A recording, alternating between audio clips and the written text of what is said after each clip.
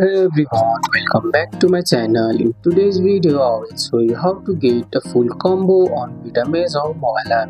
Let's get started. First, open your app on your phone and make sure you are logged into your account. Now choose your layout or tiles theme that you are comfortable with. After that, tap confirm and start your game. Combo happens when you match several pairs of tiles in a row without pause. Full combos give you big bonus points at the end. Before tapping, scan the board for multiple matching pairs. Try to clear tiles that free up space for more matches. This helps you chain matches together smoothly. Tap tiles quickly and without stopping. Avoid unnecessary hints or shuffles because pause or restart can break your combo streak.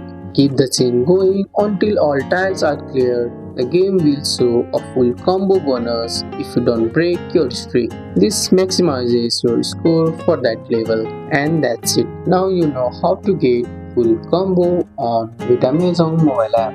That's all for today's video guys. I hope you guys liked this video. If you found this video helpful, drop a like, subscribe for more videos. Thanks for watching. See you in the next one.